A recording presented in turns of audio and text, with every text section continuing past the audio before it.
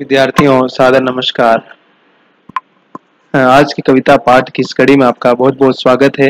और UGC net Hindi के साथ साथ हम कविताओं का भी पाठ कर रहे थे, मैंने बताया था पहले भी। और हम कोशिश ये कर रहे हैं कि हम भारतीय जिस चेतना की बात बार बार की जाती है या की जा रही है आजकल, इंडियन नॉलेज सिस्टम की, अगर उसके तमाम आयामों की आधुनिकता और आधुनिक व्याख्या को समझेंगे तो हमें भारतीयता के जो तमाम आयाम है उनको समझने की आवश्यकता है। के हिंदी के नाम से मेरा चैनल है, आप जब भी चाहें आकर के वहाँ सुन सकते हैं। मोबाइल आजकल सबके पास अवेलेबल है और इंटरनेट सबके पास है। आप रील चलाते हैं तो थोड़ा इधर भी थोड़ा ध्यान देंगे तो यहाँ से भी बहुत कुछ सीख सकते हैं। और अपनी मेहनत और अपने परिश्रम के बल पर आप जो कुछ अर्जित करना चाहते हैं जिंदगी में संभव है। सो अपने आप पर यकीन और विश्वास और हौसला बनाए रखिए और लगातार मेहनत करते रहिए।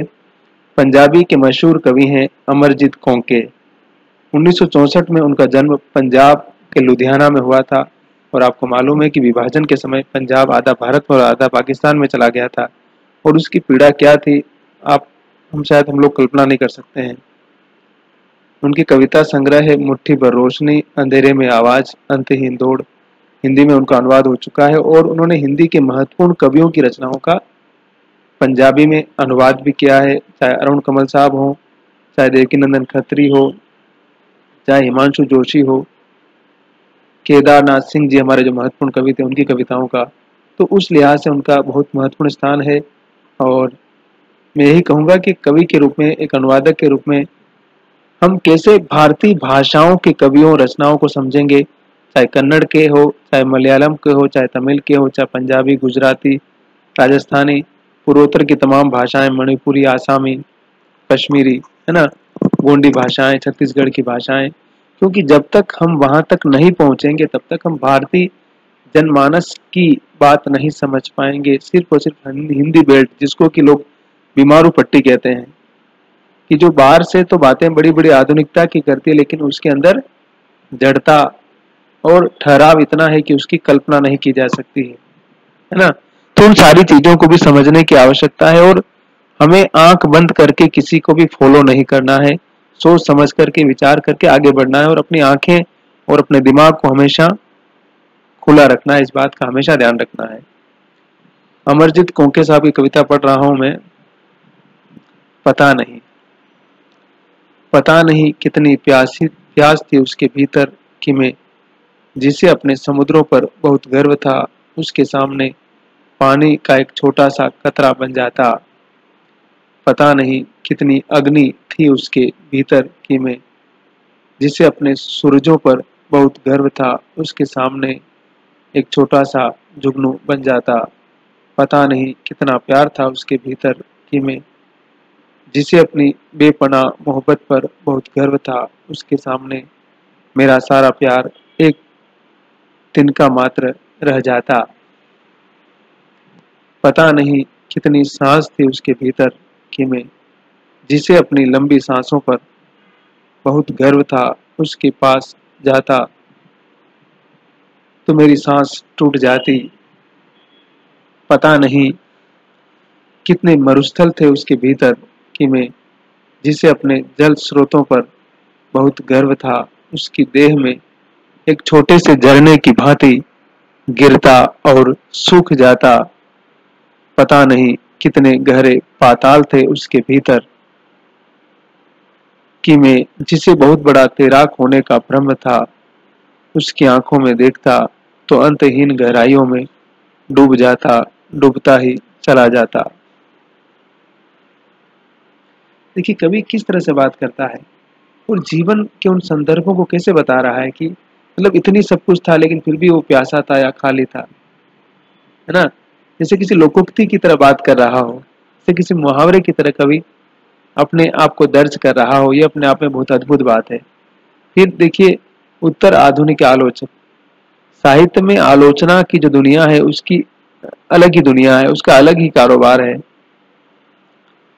और वो शायद आम लोगों तक नहीं पहुंच पाया, इसलिए शायद आलोचना सिर्फ विश्वविद्यालयों में ही सिमट कर रह गई या उसका क्षेत्र वो छोटा रहा। तो उसको लेकर कवि क्या कहता है, कविता का नाम है उत्तर आधुनिक आलोचक। जब मैंने भूख को भूख कहा, प्यार को प्यार कहा, तो उन्हें बुरा लगा।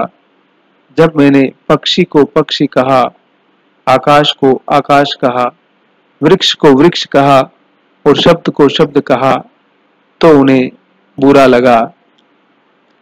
परंतु जब मैंने कविता के स्थान पर अकविता लिखी, औरतों को सिर्फ योनि बताया, रोटी के टुकड़ों को चांद लिखा, शाह रंग को लिखा गुलाबी, काले कौवे को लिखा मुर्गाबी, तो वो बोले वाह भाई वाह, क्या कविता है भाई वाह।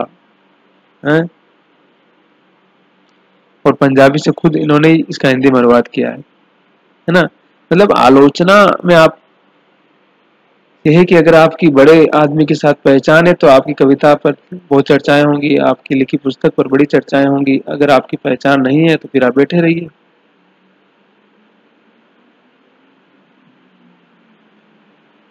आप बड़ी विश्वविद्यालय में बड़े पोस्ट पर प्रोफेसर हैं तो आपको बड़ा मान दिया जाएगा। आप छोटे मोटे कॉलेज में पढ़ाते हैं या फिर आप प्राइवेट में पढ़ा रहे हैं तो फिर कहना है कि फिर कुछ भी नहीं है आप। तो ये जो पावर की जो दुनिया है ना, बड़ी खतरनाक दुनिया है भाई।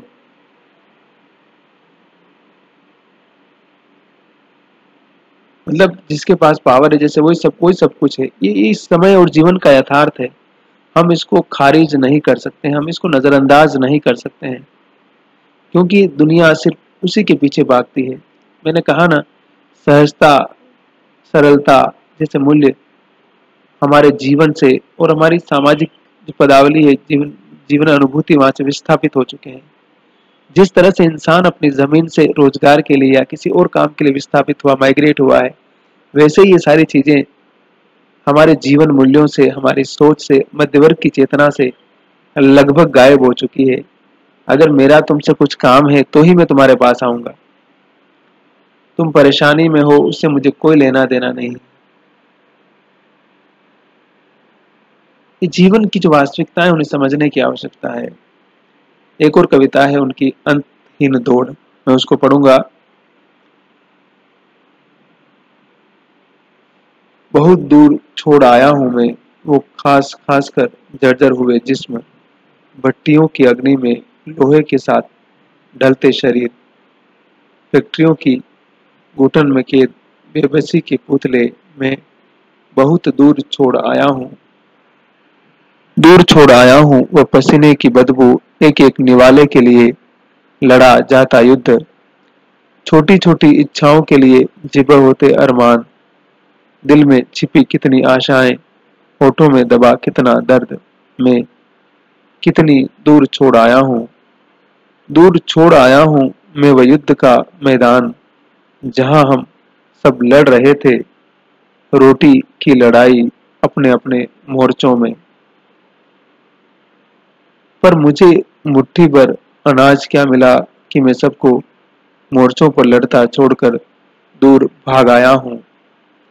वे सब अभी भी वैसे ही लड़ रहे हैं, अंतहीन लड़ाई, उदास, निराश, फैक्ट्रियों में तिल तिल मरते, सीलन भरे अंधेरों में गर्क होते, मालिक की गंदी गालियों से डरते, थोड़े से पैसों से अपना बसर करते, पल पल मरते। वे सब अब भी वैसे ही लड़ रहे हैं। मैं ही बहुत दूर भाग आया हूँ, मैं ही बहुत दूर भाग आया हूँ। से होता ना कि हमारे परिवार में किसी को बड़ी नौकरी मिल जाती है, कोई सफल हो जाता है, तो किस प्रकार से परिवार के बाकी सदस्यों को अपने आप भूल जाता है। वो पहले की तरह ही संघर्ष कर रहे हैं, उनकी जिंदगी में जैसे कोई परिवर्तन ही घटित नहीं हुआ है। और यही जीवन का अर्थ है। जबकि अम्बेडकर साहब कहते थे ना, गांधी भी कहते थे बात बार बार, कि हम जिस जमीन से आते हैं उस जमीन को हमें कभी भूलना नहीं चाहिए। लेकिन मनुष्य की विडंबना है कि मनुष्य जैसे ही थोड़ा अपडेट होता है, थोड़ा अपग्रेड होता है, अपनी पिछली जिंदगी को हमेशा हमेशा के लिए भूल जाना चाहता है। वो परिवार में भी देख लीजिए, हमारे परिवार में कोई सफल होता है तो जो असफल नहीं होता है उसको वो बिल्कुल हीन समझता है, उसको तरह तरह से अपमानित करना, उसको कितने उसका अस्तित्व जैसे खत्म हो जाता है। और जिसके पास धन आता है फिर धन आता ही चला जाता है, और जिसके पास जैसे धन नहीं आता है तो बेचारा वो और उदास, हताश, निराश हो जाता है। वो जिंदगी की जंग में जैसे अपने आप को पूरी तरह से पराजित महसूस करता है और उसके अपने जो सफल हो चुके होते हैं वो भी उसे और पीछे धकेलने का काम करते हैं, उसको मदद करके उसको आगे बढ़ाने में उसकी भूमिका नहीं निभाते हैं। शायद यही मनुष्य की विडंबना है कि पराजित के साथ कोई खड़ा नहीं होता है।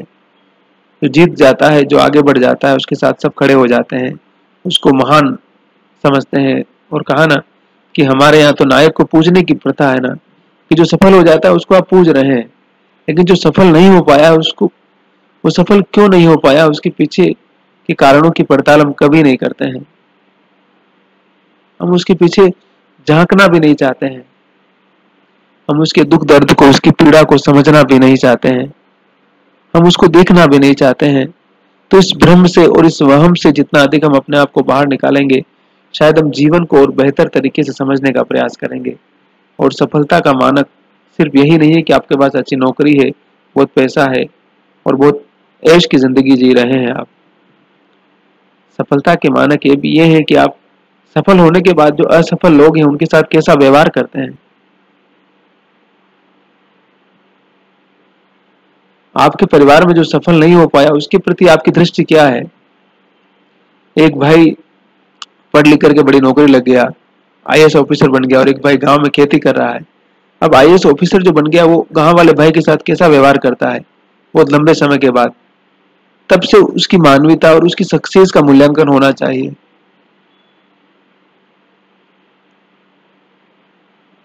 लेकिन आधुनिक जीवन के का एक कॉन्ट्राडिक्शन है कि जो सफल हो गया ना, वो चाहे कितना भी जुल्म करे फिर भी वो उसको समाज मान्य देता है, लोग उसको ज्यादा अच्छा मानते हैं कि अरे तो कर सकता, सक्षम है भाई। और ये तो खेती करता रहा सारी उम्र, पढ़ा भी नहीं तो इसकी गलती है ना। लेकिन ये नहीं सोचता है कि उसको पढ़ाने में भी उसका कुछ कुछ कंट्रीब्यूशन होगा ना भाई। इस तथ्य को भी समझने की आवश्यकता है ना। हम इस तथ्य को कितना, मैंने कहा ना कि सहजता, सरलता और सामान्य जो जीवन मूल्य है उनको अगर हम समझ जाएंगे तो बहुत बड़ा जो हाई प्रोफाइल गणित है ना ये भी समझ जाएंगे हम। और अमरजीत केंके शायद इसी तथ्य को बता रहे हैं। ठीक है ना। बहुत बहुत स्वागत है आपका। केके की हिंदी के नाम से मेरा चैनल है, प्लीज विजिट कीजिए, लाइक सब्सक्राइब शेयर कीजिए और बने रहिए। Thank you.